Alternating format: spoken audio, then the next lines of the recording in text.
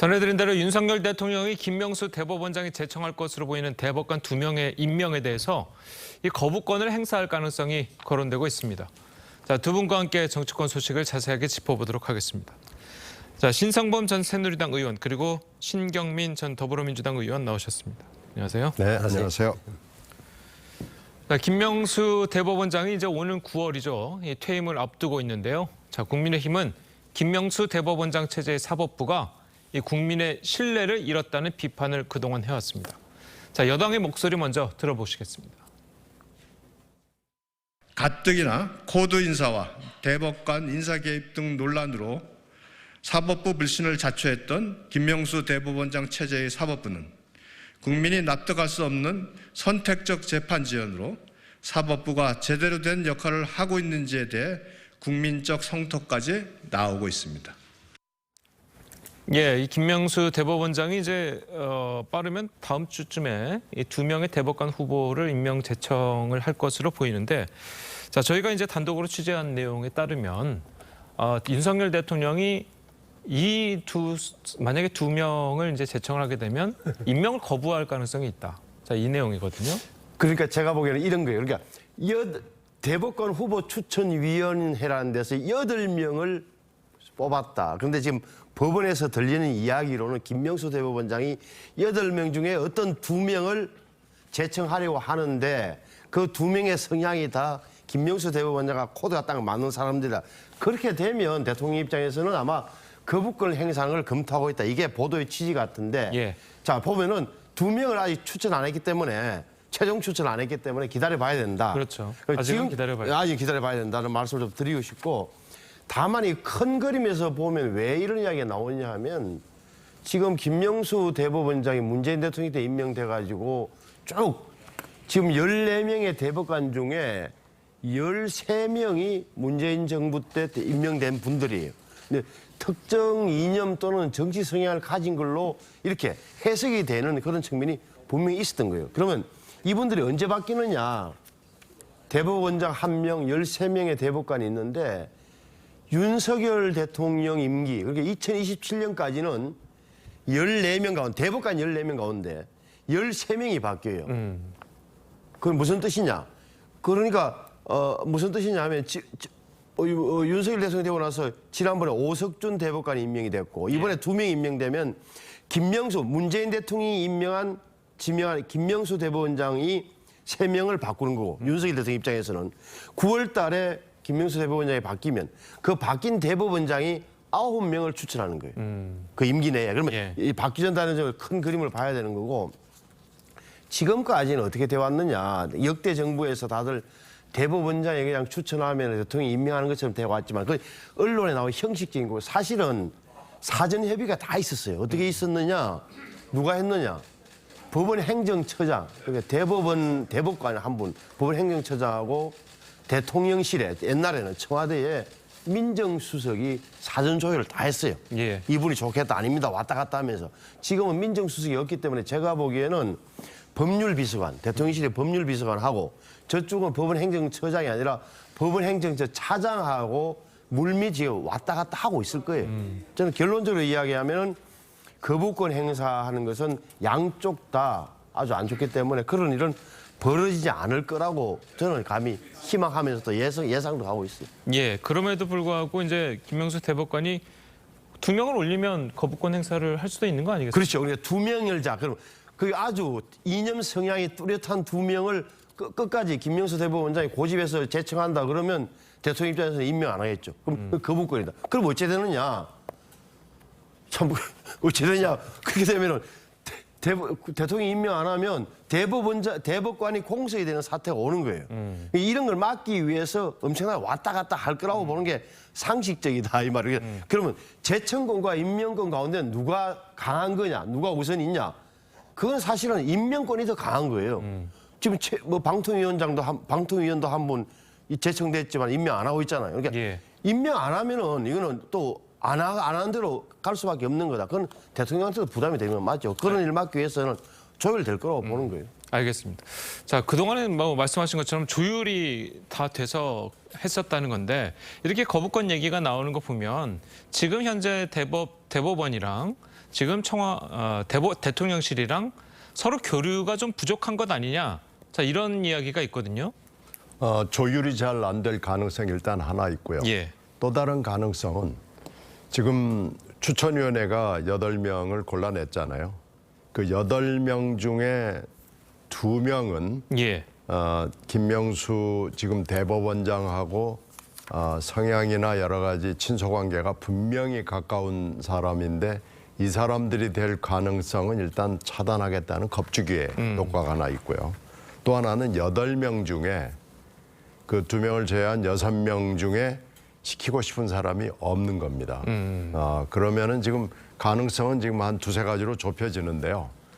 대개 이런 경우에는 조율을 통해서 그 중에서 뽑든지 아니면은 정말로 시키고 싶은 사람이 이 8명이 아닌 다른 데 있다 그러면은 예. 이 절차 자체를 파토내는 방법이 있겠죠. 이렇게 되면은 이건 이제 굉장히 선례가 없는 아주 어려운 과정으로 들어가게 되는 겁니다. 예. 자, 그래서 지금 나오는 것 중에 하나가 지금 현직 대법관 중에서 우리법연구회의 후신이죠. 거의 국제인권법연구회라고 있습니다. 자, 이 국제인권법연구회 출신이 이제 상당수 있다고 그래요. 예. 자, 이게 바로 윤석열 대통령이 생각하는 이념이 편향됐다라는 방증이라고 볼 수 있을까요?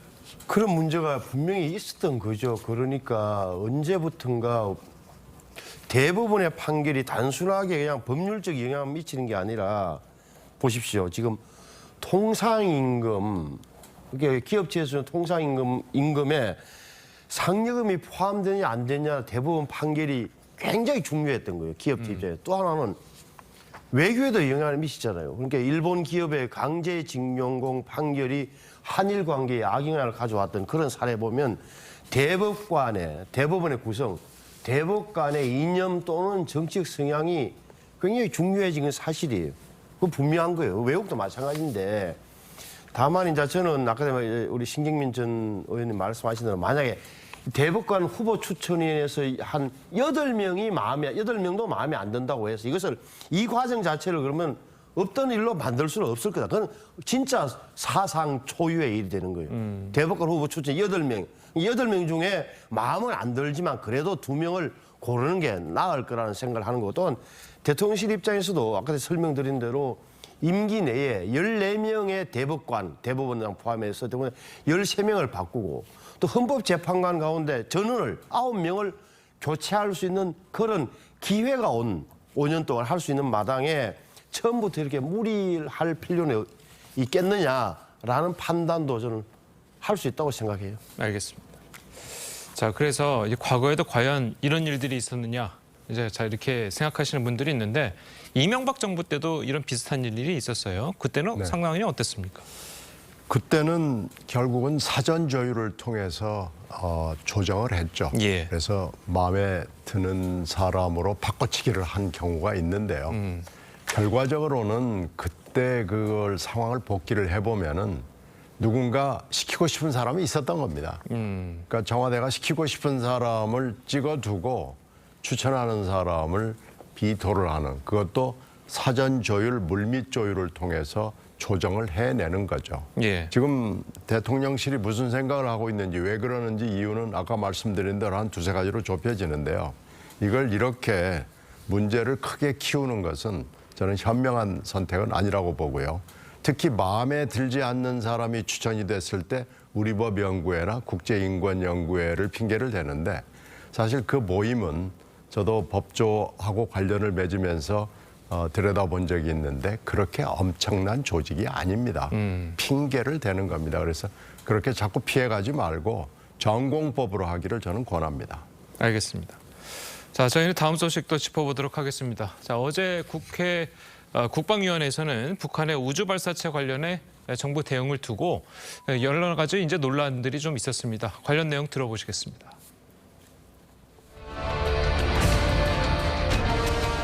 북한 쏘기 전에 NSC를 통해서 사전 조율한 걸로 알고 있는데 제대로 조율 안 했습니까? 뭐 NSC 차원에서도 사전에 대비는 다 했었습니다. 대비한 것이 이 모양이에요. 일본은 그 이전부터 추진체가 실패했다라는 걸 알았음에도 불구하고 총리가 직접 나서서 국민들을 안심시키고 NSC 회의를 주재를 합니다. 우리 대통령 메시지 그 어느 곳에 나오지 않았어요. 문재인 정부 시절에 64회의 긴급 NSC가 열렸어요. 문 대통령께서 참여하신 게 17회입니다. 나라를 다 망쳐놨던 게 민주당 5년입니다. 자, 보신 것처럼 민주당에서는 서울시의 경계 경보 오발령 논란을 고리로 이 정부 대응을 질타를 했고, 이 국민의힘은 전 정부와 비교하면 기민하게 대처했다. 자, 이렇게 이야기를 하고 있습니다. 자, 어제 여야의 공방 어떻게 들으셨습니까? 우선 저게 그제 일이 있고 나서 다음 날이니까 조금은 좀 언론에 보도된 것보다는 좀 더 국회에서는 좀 진전된 게 좀 나와줘야 돼요. 나와줘야 된다 하면 예를 들어서 우리는 그러면 언제 탐지했느냐 내지는 우리 해군은 특히 무엇을 준비했느냐 어떻게 또 이런 식으로 왜냐하면 지금 일부 언론 보니까 이번에 쏜 게 서해 위성 발사장이라고 돼 있지만 기존에 있던 발사장에서 4km 정도 옮겼다는 거예요. 이게 북한의 기만 전술이 들어간 거예요. 이렇게 한미의 정찰 자산이 자신들을 감시하고 있다는 걸 알기 때문에 여기서 쏠 것처럼 하면서 바깥으로 빼서 쏘았다는 거 아니에요. 그럼 이런 문제를 우리는 어떻게 추적하는 거냐. 뭐 이렇게 좀 더 나가줘야 되고 그런데 언론을 한 번 더 확인하는 수준이잖아요. 왜 오경보가 났느냐. 언론에 이미 나온 거. 이런 점은 좀 제가 보기에는 좀 국회에서 좀 더 들어가 줘야 된다고 보는 거고 그다음에 또 이제 북한의 수준이 어느 정도냐 우리가 건져내지만 이런 문제에 대해서 좀 더 진전된 형태로 국회에서 나와줘야 되는데 언론 보도 이상이 아닌 것 같고 특히나 NSC에 왜 대통령이 참석하느냐는 것은 너무 좀 뭐랄까 수준이 좀 떨어지는 거예요. 사실은 위성이라는 게 인공위성이든 뭐 이렇게 북한이 이미 예고한 상태에서 쏘았기 때문에 대통령이 뭐 주재한다고 해서 특별히 달라질 것도 없는 상황이라면 야당 입장에서는 그래 대응 잘못한 것은 분명하다. 사전에 뭘 준비했느냐 각 정부 부처 이렇게 따지는 것은 좋지만 조금 구체적으로 들어가줘야 된다. 그냥 두루뭉실하게 이 정부는 잘못하고 있다는 걸로 하는 것은 제가 보기엔 너무 좀 나이브해요. 예. 자, 그래서 민주당에서 이제 지적하는 게 서울시의 이제 오발령, 물론 뭐 서울시는 오발령이 아니라고 이야기를 하고는 있지만요. 자, 경계 경보 관련해서 이 부분에 대해서 좀 지적을 하고 들어가는 부분이 있더라고요. 의원님 보시기에는 어제 있었던 그제 있었던 서울시의 오발령 그 당시의 대처, 그 뒤에 있는 대처들을 봤을 때 어떤 부분을 좀 고쳐야 된다고 보십니까? 그러니까 이번 건에 대해서는 북한이 IMO에 이게 신고 사안이기 때문에 신고를 했어요. 그러니까 물론 하루 땡겨서 급작하게 하기는 했습니다만은 충분히 예견은 됐다고 볼 수 있는 거기 때문에요. 예. 이걸 그 중앙정부하고 지방정부하고 관계 부처들이 시뮬레이션 정도는 한번 해봤어야 됩니다. 가상훈련, 도상훈련 비슷한 것을 해서 이때는 어떻게 하고 이때는 어떻게 하고 시기와 단계별로 해야 되는 여러 가지 일들이 굉장히 복잡하거든요. 근데 그런 대비를 했다는 흔적을 찾을 길이 없다는 것이 굉장히 우려스럽고요. 예. 또 하나는 우리가 민방위 훈련을 굉장히 오랫동안 했는데 민방위 훈련을 저도 매번 참가하면서 보면은 이런 정도의 민방위 훈련 가지고 과연 우리가 뭘 할 수 있을 것인가라는 회의가 들어요. 그냥 차 세워놓는 거 외에는 아무것도 없잖아요. 그래서 이렇게 하지 말고 좀 실질적인 얘기를 민방위 훈련을 통해서 할 수 있는 기회가 충분히 여러 번 있었는데도 역대 정부가 다 안 했거든요. 그러니까 역대 정부의 책임도 있고요. 이번 정부의 책임도 물론 있고요. 이걸 이번에 좀 다시 고쳐 잡았으면 좋겠고요. 일본 경우를 참고 삼아야 되죠.